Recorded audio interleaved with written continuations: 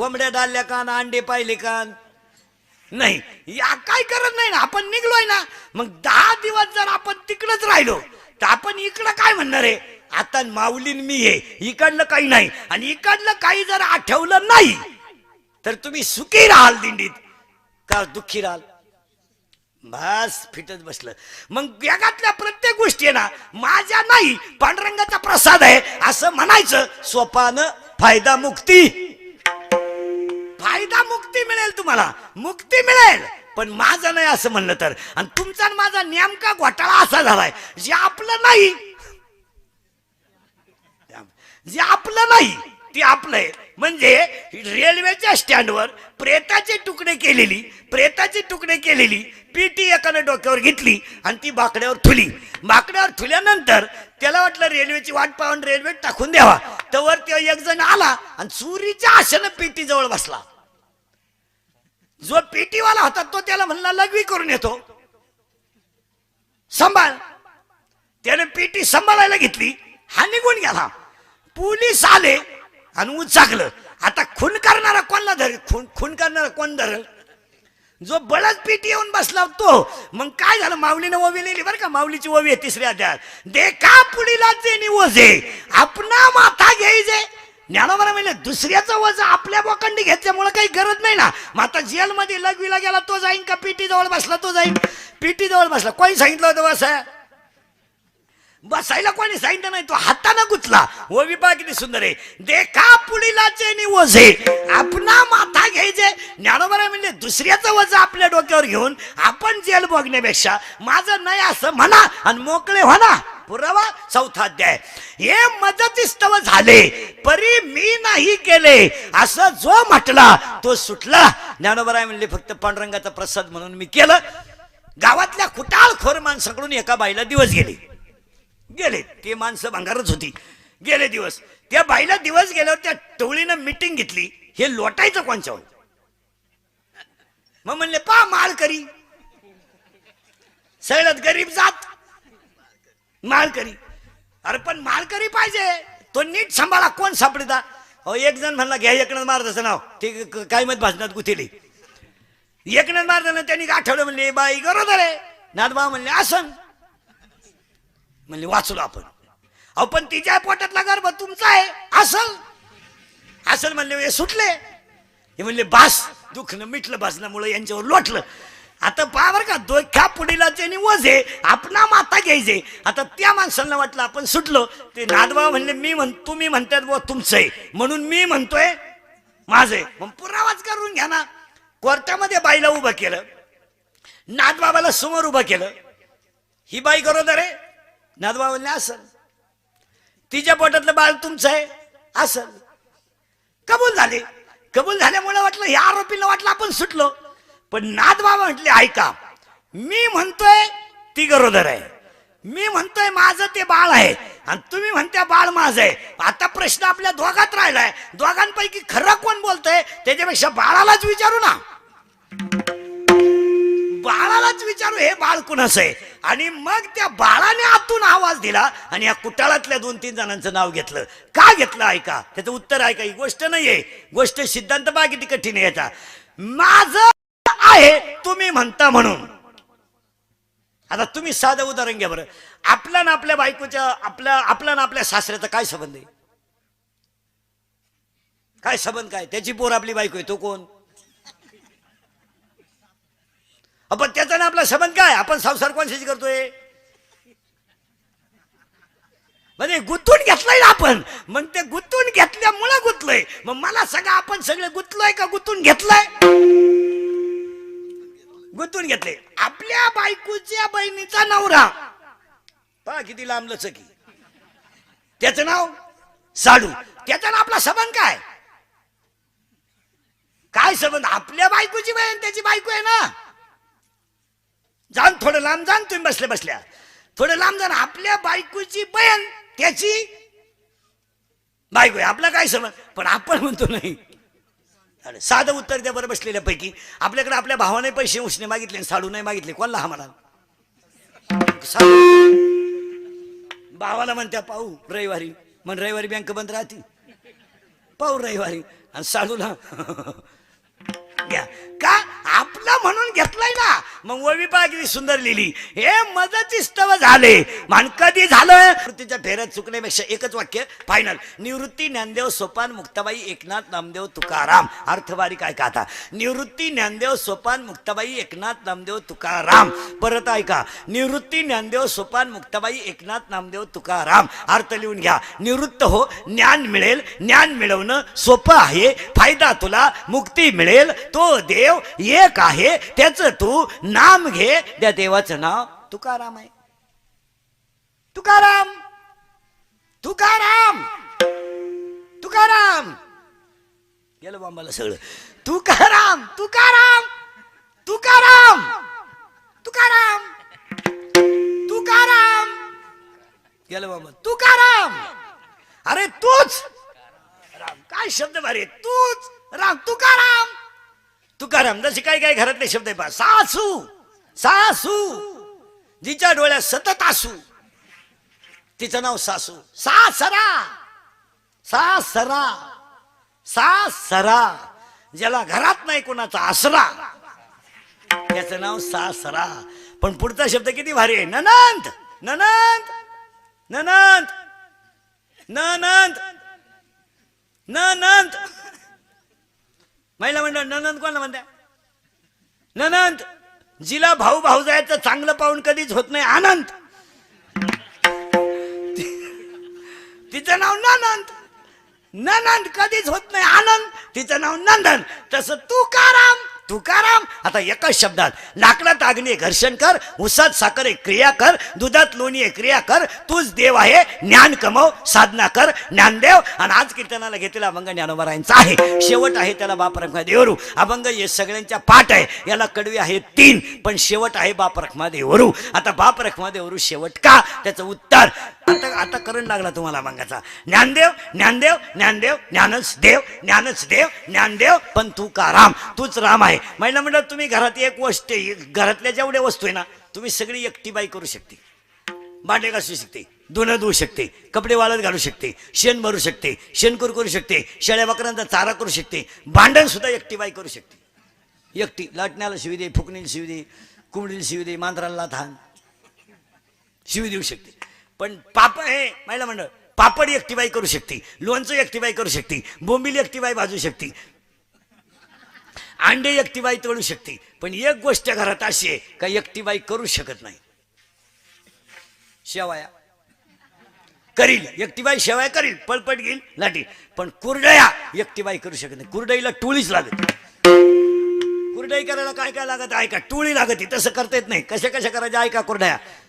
गहू भिजवा, रात्रभर भिजू द्या, सकाळी धुवून घ्या, वरचं पांढरं पाणी काढून टाका, ते गहू दळा, त्याच्यावरचा कोंडा बाजूला करा, त्याचा पांढरा चीक घ्या, तो शिजवा, बाज घ्या, बाजावर गव्हाचं काठ टाका, आणि मग ती एका स्वऱ्यात चीक भरा. पण तिथं 3 डोके फास्ट लागत आहेत. स्वऱ्यात चीक भरणारी बाई शुद्धिओ पाहिजे,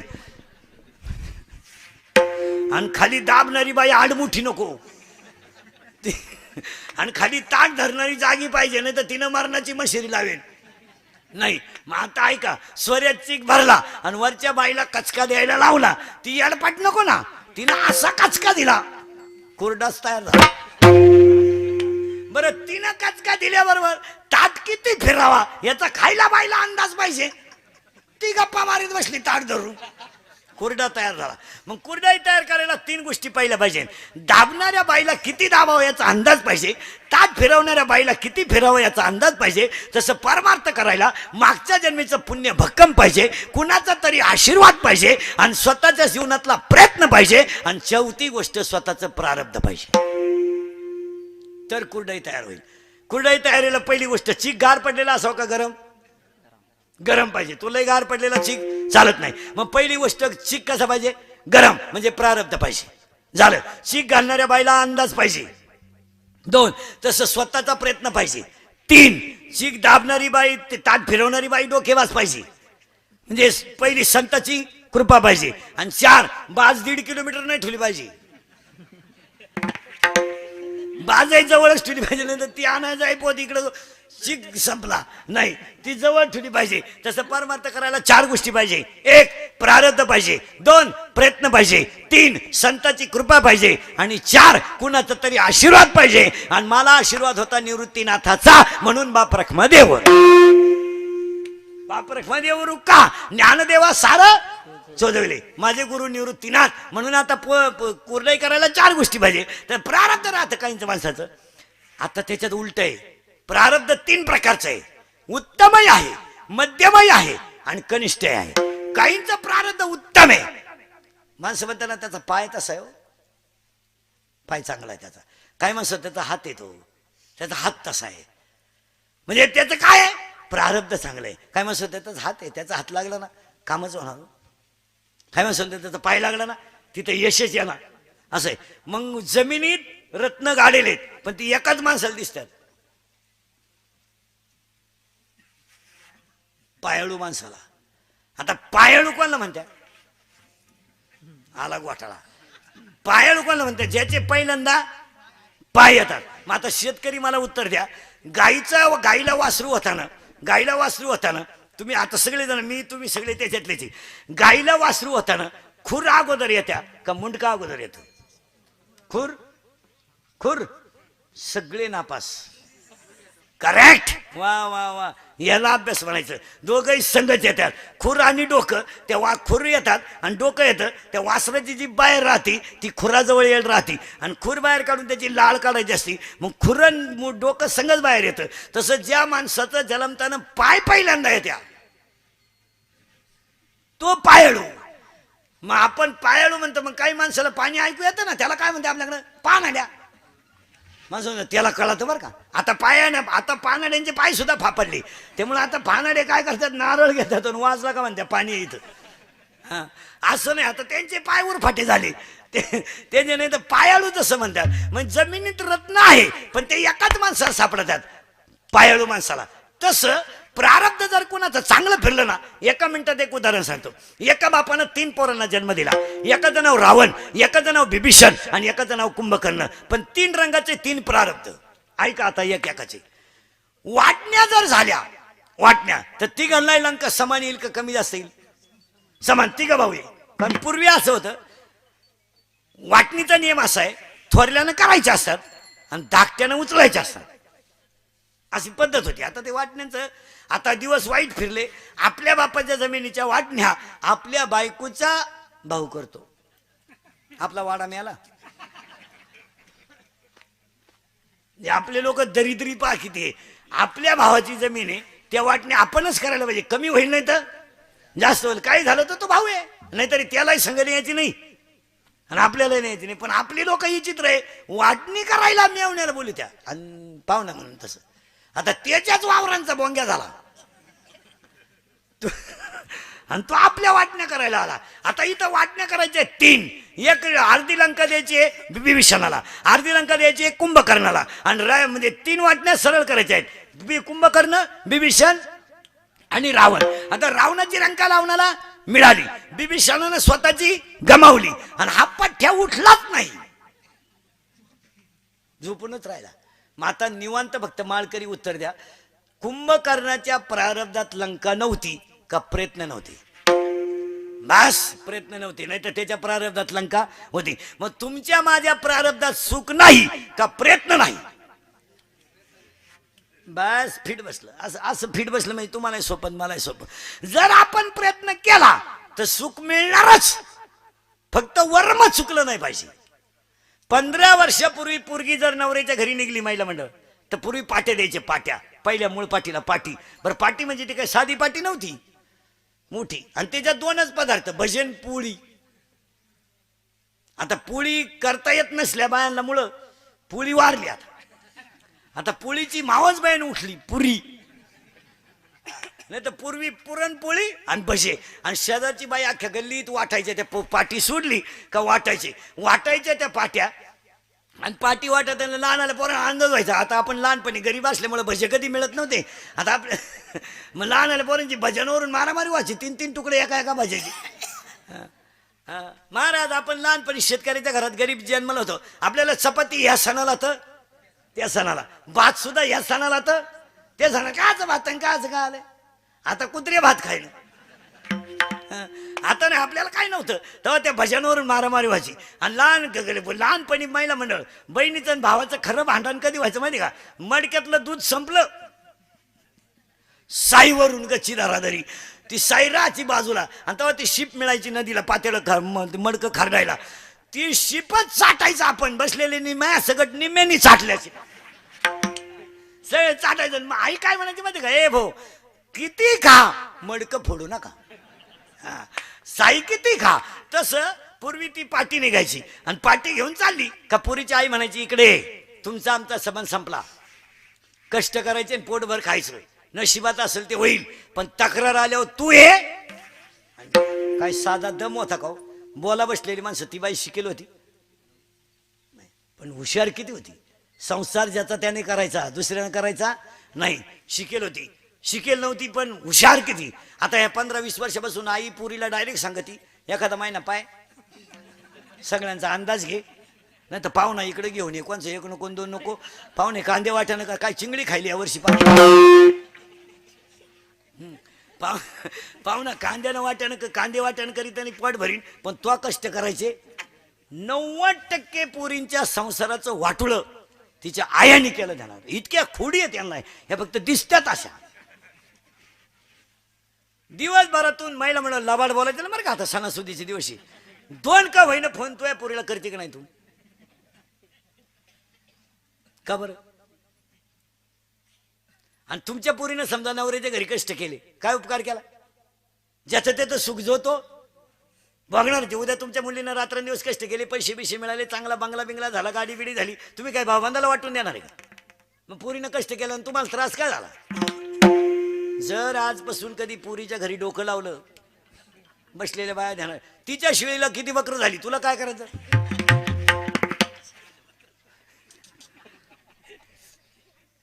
ती फोनवर विचारते किती बकरं झाली का ती म्हणली 3 बाया एक कुठं पिल त्या घरी घेऊन ये. काय करायचं काय करायचं काय. अरे देव जे माऊलीची ओवी गाठ्यातल्या प्रमाणे माझं नाही जेने हे विश्व निर्मिले ब्रह्मदेवासी संस्थापिले. अरे जगाचा बाप आहे त्याच्या सृष्टीतून त्याच्या बिंबीतून जग तयार झाले त्याला मरायची काळजी आहे. आपण काय काळजी करायचं काम आहे. आपण काय काम आहे. नवरी आणायला माणसं गेली पूर्वी टोप्या बिप्या टायल बिल जेवण बिवणं द्यायचे चांगले. आता भाऊबंद वारले वाडा जवळजवळ उलातला आता काय नाही राहिलं. आता वाडे मेला नाही तर अख्खा वाडा जेवायला याचा पूर्वी. आता नाही आता पूर्वी असं होतं महिला मंडळ एखाद्याच्या घरी माणूस मिळाला ना शेजारची माणसं 10 दिवस इकडे भाकरी घेऊन यायची. आता भाऊबंद इतके नालायक झालेत पहिल्या दिवशी भाकरी आणतात तर 9 दिवस आपल्या घरी जेवातात. आपली 1.5 पोत बाजरी गेली 10व्या पोत ते काम त्यांची उरकी त्या 1.5 जेवायचं अजून आवरलं नाही का रे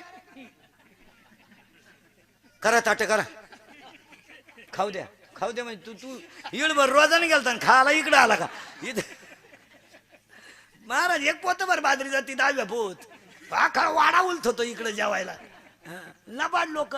ती नवरी जायला निघली तर पाटी बिटी दिली आणि गाडी एसटी तेव्हा एसटीचा प्रवास असल्यामुळे त्या बाईने सांगितलं बाई पाटी लवकर भर एसटी जर गेली तर पोर लटकल बाजारचा दिवस आहे. तिनं घाई ती पाटी घेतली पाटीमध्ये भजे बिजे कुरड्या बिरड्या भजे बिजे पुऱ्या बिऱ्या बांधल्या पण घाई गंमत अशी झाली तिला ते फडग पोटी बांधायला 90 धोतार सापडणं तिनं म्हाताऱ्याचं वल्लीचं धोतार घेतलं जुनं आणि त्याच्यात बांधली आणि पाटी एक जणांनी डोक्यावर घेतली आणि स्टँडवर आलं. बाजारचा दिवस होता एसटी फुल. त्या कंडक्टरने सांगितलं वर ठेवा पाटी वर ठेवा. वजे पूर्वी या स्टँडवर पाट्या ठेवायचे यानं वर ठेवली आणि गंमत काय झाली त्या गावचा संभार चालला होता बाजारला त्याचं होतं का ठुडं बांधलेली ची वारी पारी काय असतील तेवढं आणि त्यानं घेलं होतं 9 फडकं त्याचंही का ठुडं वरच होतं. त्याच्या शेजारी हे का ठुलं एसटी गावात आली पोरं पळत आली नवरी आली पहिलं नाही पळायचे. आपण लहान असताना पोलीस पाहिला तर पोरं मुतायचं बंद करायचे आणि पळायचे. ती नवरी आली मग एकजण मला वरची पाठी काढा रे. आता गावातलाच गेला वर चढला पाठी काढायला त्याला काय माहिती काय गडबड आहे. त्याला माहित होतं नवी आहे म्हणलं, फडकं नवं आहे म्हणलं, पाटी ही त्याला घेतली पाटी. म्हातारी होती वाट्यो, देवघरात जाऊ द्या. आणि सगळ्या बाया संध्याकाळी आल्यावर देवपूजा केल्याशिवाय कोणी पाटीला हात लावायला जर का पोरं पाटी का गेले. पोरं म्हातारीनं छडीनच दांबाटली, पाटी गेली देवघरात. इकडे बाजारात गेला चंभार, खुटी बिटी ठोकली, छत्री बित्री लावली. छत्री लावतो समोर, छत्री लावतो वर, छत्री लावली, खुटी बिटी ठोकली, रापी घेतली, पाटी सोडली. नुसते भजन कुरड्यात. इकडे संध्याकाळी बाया आल्या आणि मग म्हणले चला हळदी कुंकाची ताट आणा. हळदी कुंकूचं ताट आणलं. म्हणले बा थुरलीला मान द्या, पाटी सोडायचा. मग थुरली आली, नऊवार साडी ती टोले नऊ नऊ का गोळा कपाळाला गोलाकार कुंकू बिंकू. थुरली आली, सगळ्यांना कुकू लावलं. तर चहा झाला, नव्या नवरीनं चहा ठेवला, नव्या नवरीनं चहा ठेवला. सगळ्या बाया चहा प्यायल्या आणि सोडा म्हणली पाटी. थुरलीन सुडी पाटी. अहो सगळं खेळकांड चपला. आता मला गोष्ट नाही सांगायची, माणसं फापडली कशामुळं? बस फिट बसलं नव्या धोत्रामुळं. तेव्हा तुम्ही मी देवापासून फापडलं का बोला? बाह्य रंगाच्या ह्याच्यामुळं आपण बाह्य रंगाच्या नादी लागलो. आणि बाह्य रंगाच्या नादी लागल्यामुळं महाराजांनी प्रमाण लिहून ठेवलं, विसरले तया थोर झाली हानी. आणि तुका ज्ञानोबा राय म्हणले माझं बाहेरचं जे ज्ञान होतं ते बाहेर निघून गेलं, पण निवृत्तीनाथ भेटल्यामुळं मला आतलं ज्ञान आलं. बाप रखमादेवर ज्ञानोबरायांचे कडवे 3 आहेत आणि ह्या बंगाला शेवट बाप रखमादेवरू काय आहे तर मला निवृत्तीनाथ भेटल्यामुळं माझं जीवन सफल झालं. गहिनी प्रसादी निवृत्ती दातार फायनल करून घ्यायचं. पहिला मुद्दा संपला. दुसरा मुद्दा ज्ञानोबराय आजच्या अभंगामध्ये अनुभव सांगतात. आता अनुभव आहे कीर्तन आहे श्राद्धाचं. अनुभव आहे श्राद्ध काय भानगड आहे, का घालावं का घालू नये, याला अनेक अडचणी आहेत. आता अनेक लोकांच्या मध्ये एक जण म्हणतो नाही घातलं तरी चालतं. आता काय झालंय महाराज, मूर्ख माणसांच्या घरी लक्ष्मी गेल्यामुळं चांगल्या माणसांना त्रास झाला. पैसा गेलाय हलकट माणसांच्या घरी आणि हलकट माणसांना धर्म मान्य नाही. ते वागतील तोच धर्म, तोच धर्म. त्यांनी उभ्यानं जेवणे धर्म, त्यांच्या बायकांनी कुत्र्यासंग हिंडणे धर्म. धर्म त्यांनी आता असं पाळलंय, 5 वाजता टॉमी हातात धरून हिंडणे. म्हणजे येड्याची पाठील गेली. सर्व्हिसवाल्याची बायको शेतकऱ्याची बायको गप्पा हाणीत बसल्या. दोघा गप्पा हाणीत बसल्या तर शेतकऱ्याच्या बायकोला एक जण म्हणती आमची 5 गुंठे जमीन शेजारी इकायला आहे. आणि नोकरीवाल्याच्या बायकोला एक जण म्हणती त्याच्याच शेजारी 2 BHK फ्लॅट आहे, तोही आम्हाला इकायचा आहे. आता द्या उत्तर महिला मंडळ. नोकरीवाल्याची बायको काय घेईल? फ्लॅटच घेईल. तिची बुद्धीच भ्रष्ट आहे. ती फ्लॅट घेणार. ती काय म्हणणार फ्लॅट घेऊ, गार्डन करू, एक टॉमी घेऊ. एक टॉमीत आहेच. मग एका टॉमीला बरमुडा घेऊन एका टॉमीला साखळी घेऊ. 5 वाजता हिंडतीन. दोन्ही टॉमी हिंडतीन. शेतकऱ्याच्या बाईला विचारलं काय ग, थोड्या कोंबड्या कमी करील, थोड्या शेळ्या कमी करील, गळ्यातला अख्खं मोडील, पण काळी आई मिळणार नाही. घेतली मग घेणार म्हणजे घेणार. तिचा नवरा म्हणला बाई दागिने माझ्याकडून परत होणार नाही, नाही झाले तरी चालतील, माझा तोच दागिना आहे.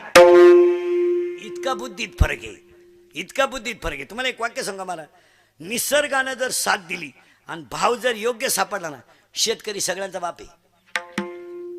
त्याला कोणाला रामराम घालायची गरज नाही. त्याची गंमत गुंतली खरी, जशी आपल्या ठोकली ना सगळ्यांनी मिळून काल.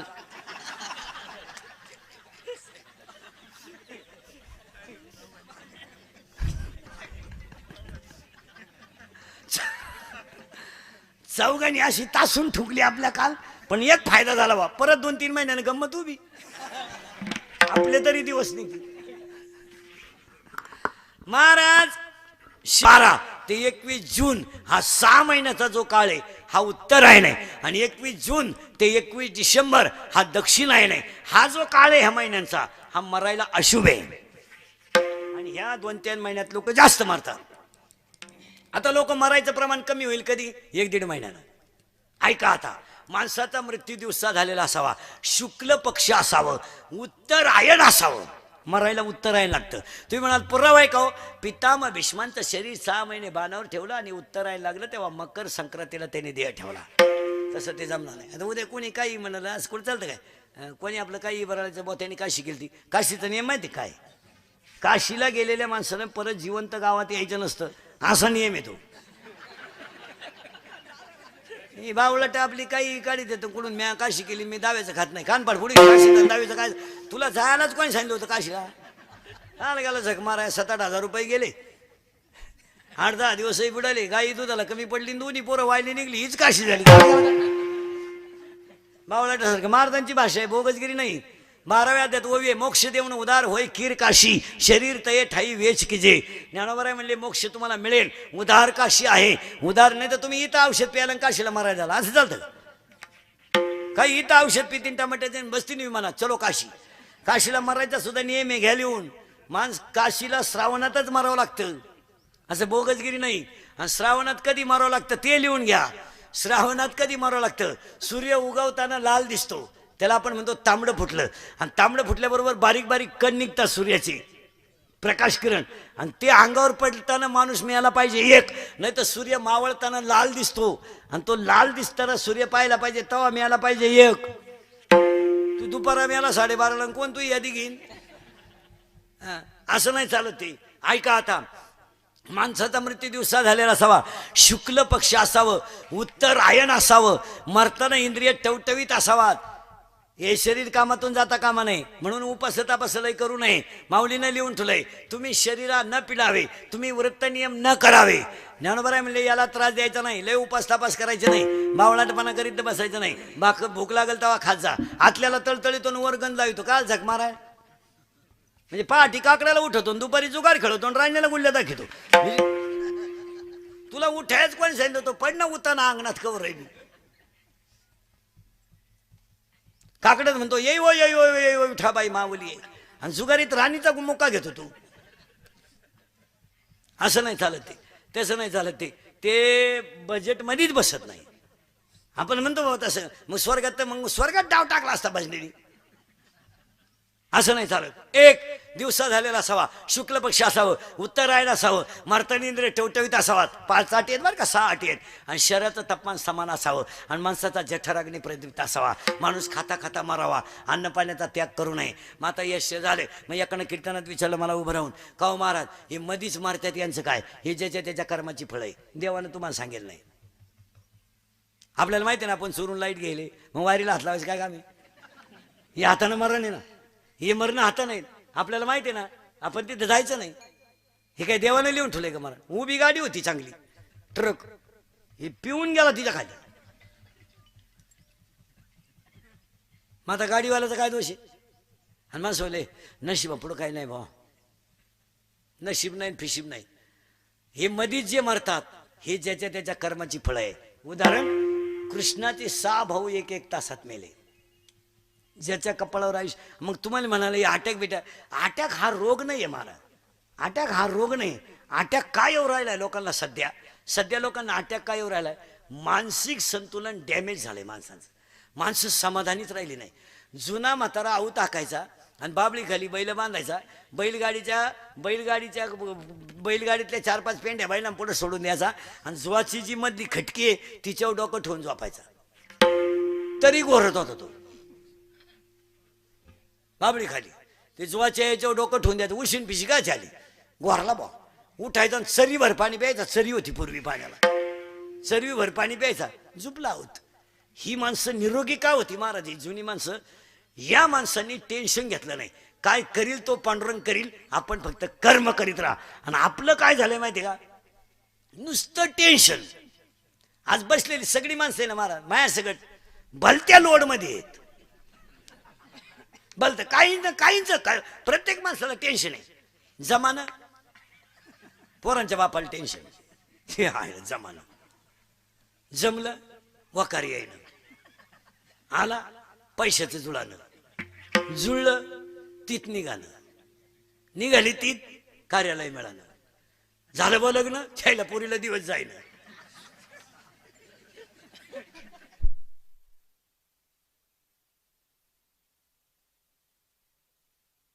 थोडा कमी झालाय पाकवात आणि थोडा वेळ जनरेटरला तर चालूच राहू दे पार्टी काही दुबळी नाही एवढं 1 लिटर जाऊ दे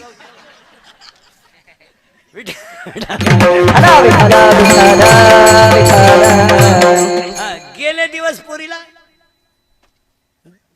पुढे जुळानं प्रत्येक माणूस टेन्शन मध्ये पाया पडून सांगतो, कोणती गोष्ट तात्पुरती धरायची आणि लगेच सोडून द्यायची, टेन्शन नाही घ्यायचं. आता समजा कीर्तनाला आम्ही कंबार बांधाय ना, काय आरडायचं तर आरडायचं, कीर्तन संपलं, विषय संपला. कोणती गोष्ट तात्पुरती असते ती सोडून दिली ना, त्याला अटॅक नाही येत. मग काही माणसं 15-20 मिनिट बायकोशी भांडा द्या, पण गटागट चहा भेट ती, तो भुकू दे चहावत, तुला नाही काम. काही माणसं काही माणसं बस सुनबाई पोर कोणी किती भुकू द्या, ताट वाढ रे, लोणचान, मिरची थोडं तेल टाक. ती माणसं म्हणते आम्ही काय येडे म्हणून भुकवतो का काय, त्याच्यावर परिणामच होत नाही. त्या माणसाला काही अटॅक बिटॅक येत नाही, त्याला काही परिणामच नाही होत महाराज, परिणामच नाही होत. आणि ज्या माणसांना कशाचा परिणाम होत नाही ना, त्यांना अटॅक येत नाही. काय झालंय, तुमचं माझं जे हृदय आहे, एक तर सगळ्यात नाजूक अवयव कोणता आहे, हृदय. आणि मेंदूचा सतत वापर केल्यामुळं त्या हृदयाला रक्तपुरवठा कमी होतो. हे सतत चालू आहे ना मग तुमचं माझं. आणि त्यातल्या त्यात काय प्रॉब्लेम झालाय, 99.9% लोकांकडं सतत मोबाईल आहेत, सतत मोबाईल, सारख्या कानात वायरी घालेल, झुलात्यात लोक.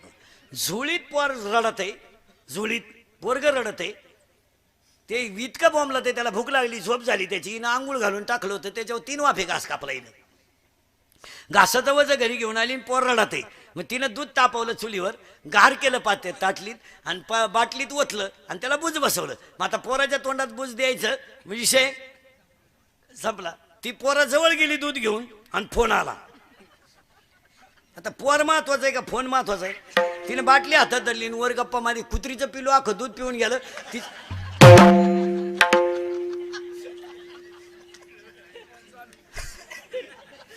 फोन चालू, काय एक माणूस चांगला सुशिक्षित माणूस लग्वीला गेला आणि फोन आला, मग चैन तर खोलाव का नाही, वर बोलत राहिला, पाणी खाली. आणि त्यामुळे या माणसांचे मेंदू भरमिष्ट झाले. काही माणसं तुम्ही पहा, मोबाईल वापरणारी जी पोर आहेत ना आपली शेतकऱ्याची, एकटे बसतात येड्या बाबळीत, मोरीत, गिन्नीत, ऊसाच्या कटात. मग ऊसाला रोग का म्हणाला,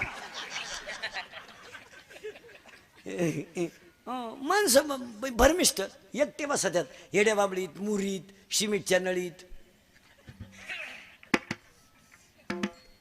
एक गाई धुवायला गेलं, मग बादली तर नेवा का नाही, गाई पाणवली चांगली, दूध खाली गेलं अख्खं, कानात वायरी घालवलं त्या. एकाच एक तर रोप गेलं कांद्याचं, इकून तिकून रोप कसं तरी वाचवलं.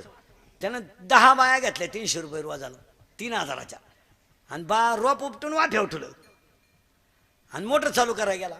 मोटर होती नदीला 3 किलोमीटर, बाया वाफ्यावर बसेल. हा खोक्याजवळ गेला आणि त्याला फोन आला, मग बटन दाबून यावा का नाही, तसा वाफ्यात आला. त्याला बाया बसेलच, त्याला पाणीच कुठं आले.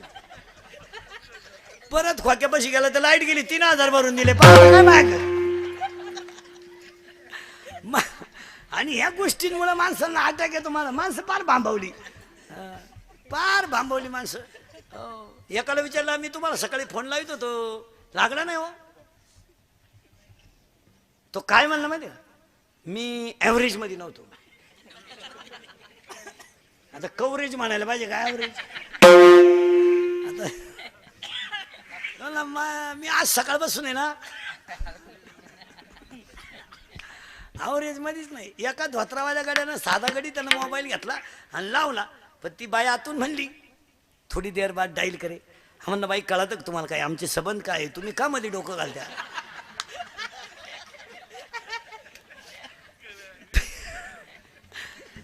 आणि याच्यामुळे अटॅक येतो महाराज, अटॅक आहे ना महाराज. तसं जर पाहिलं, हसणाऱ्या माणसाला अटॅक येत नाही, थोडं थोडं हसत जा. माझं कीर्तन ऐकून गेलेल्या माणसाला मी सर्टिफिकेट देणार, 6 महिने अटॅक येत नाही. एकटा हसतो घरी गेलो होतो. फक्त जी मोठ्यानं हसतात ना ती निरोगी असतात, पण जी गालात हसतात प्युअर मुख्या माझाची माणसं महाराज. हसत जायचं काय हो महाराज, आपल्याकडे काही नाही. शहरात हसायचे क्लब आहेत. शहरात आता माणसं भरमिष्ट झाल्यामुळं हसत नाहीत, मग हसून आणायचा म्हातारा. म्हातारा जरा येडेवाणी करायला लागलं का गाडीवर टाकून यायचं, चला घरी. म्हातारीने यायची नाही, चला घरी. हसून आणायची वेळ आली माणसं. अहो किती वाईट दिवस आले तर आपल्याकडं. लग्नांमध्ये पहा तुम्ही ते कॅमेरेवाले ते नवरी पशी उभे राहतात आणि त्या शेजारच्या स्माईल. अरे कॅमेरावाला आपल्याला हसायला सांगतोय त्यापेक्षा त्या कानपट्टीत ठेवून दिली मला हसायचं कळत नाही. म्हणजे आपल्यावर इतके वाईट दिवस आलेत महाराज का कॅमेरावाला आपल्याला म्हणतोय थोडं फार तरी हसलं पाहिजे महाराज. काय लग्नांमध्ये तुम्ही पहा नवरीचे मेकपेक्षा कलवरीची मेकअप मी असंच झालंय. चला पुढं. माणसाचा मृत्यू दिवसात आलेला असावा शुक्ल पक्ष असावा उत्तरायण. तुम्ही काळजी नाही करायची मी कुठे जाऊ द्या. माणसाचा मृत्यू दिवसात आलेला असावा शुक्ल पक्ष असावा उत्तरायण असावं मरताना इंद्रिय टवटवीत असावा शरीराचं तापमान समान असावं आणि मधले जे मृत्यू आहे ते प्रारब्धाचे. महिला मंडळ तुम्ही विहिरीत उडी टाकू नये फाशी घेऊ नये या मताचा मी नाही. नाही असे हलकट विचार नाही आपले. तुम्हाला 50% आरक्षण आहे तुम्ही कधी मरू शकता. म्हणजे आज दुपारी जरी तुम्हाला लहर आली तर तुम्ही विहिरीत उडी टाका पण तुमच्या बापाच्या टाका आमच्या विहिरी वाटू नका. आमच्या विहिरीला 6 वर्षांनी पाणी आलंय. तुम्ही तिकडे मारा वाट तुम्हाला जडून मारायचं ना राखेल काढायची पिटी इकून न्या. कारण ते पोलीस खाता आता इतकं नागाड झालंय महाराज. कोणती बाई विहिरीत पडली का उचला आखा वाडा. ती म्हणली लग्न झालं हेच माहित नाही आम्हाला. बाज गाड्या आहेत घरकत मारून ये. तो म्हणला ती आणलीच का करून पुढं बोल नको गाडी असं झालं गरका मारून ये. आता पूर्वीचे दिवस राहिले नाही. पूर्वी लोक दंगली करायचे खून करायचे. आता दंगल बिंगल सुद्धा करता येत नाही. आता मोर्चे बिरचे काढता येते नाही. आता 100% जनता CC कॅमेरे ती जर त्या क्लिपमध्ये दिसलं ना अशी खुती गुत ती. मग आता या दोन तीन वर्षात पुढे मागे येणारी लोक कमी कामून झाली. घुसलं क्लिपमध्ये तर कुठंसाठी करीत बसतात. त्याला 3 महिने जामीन नाही आता. आणि आता 2-3 महिन्यांनी जर गंमत लागली ना गंमत लागाय पाहिजे. आणि गंमत अशी लागली पाहिजे महाराज निवडणुकीचा जो खर्च आहे ना तो ज्या त्या उमेदवारानं करायचा आयोगानं द्यायचा नाही. 1 रुपया नाही द्यायचा आयोगानं. तुम्हाला किडा आहे ना आत्ताच गेले त्यांचे 500 कोटी कालपासून ते झोपलेत नाही. मारे पिऊ नाही चढा ना त्याला काय करावं. कालपासून डोकं बंद झालं महाराज. एकही माणूस 25 कोटीच्या आत नाहीये. 288 मध्ये फार दुबळ्याला लागलेत 25 कोटी. तेवढे एकत्र जर केले असते ना 288 जणांचे पैसे तर महाराष्ट्रातल्या प्रत्येक माणसाचं घर स्लॅबचं होऊन येशीत माणसं बसली असते. अहो बोकडे कमी पडले असं करता काय तुम्ही. शेळ्यांना डबल जाणावं लागलं. आता काय करता. तुमचे सुद्धा पहा ना गालवर आलेत 15 दिवसात. तुमची जिरली देव येत. आणि कधी देण्यात यायचं महाराज कोणत्याही गोष्टीला मर्यादा सोडून आणि शास्त्र सोडून गेलं ना दणका. ह्या लोकांच्या पैशाचा अतिरेकच झाला महाराज. पैशाचा अतिरेक झाला. यांनी पैशाचा हिशोबच ठेवला नाही. काल रात्री 8:30ला जसं जाहीर झाला असेल ना 3 जागा बदला असते यांनी झोपायच्या रात्री. झोपच कुठं येईल. काही तर खाटाखाली झोपले तरी झोप येईन. कारण गंमत अशी झाली महाराज एकाच्या पोटाला गोळा आला. ते डॉक्टरकडे गेलं. डॉक्टर म्हणला पालथा झोप. त्यानं खाटावर पालथं झोपावलं त्याला. डॉक्टर खाटा खालून गेला. तो गडी दसमुसळ्या होता. तो गायांचं दूध काढणारा गडी. त्यानं बुक्कीत डॉक्टर बसवला खाली. म्हणला तू खालून का मग गेला. तो म्हणला बावळाटा पाहिला मी फिटर होतो.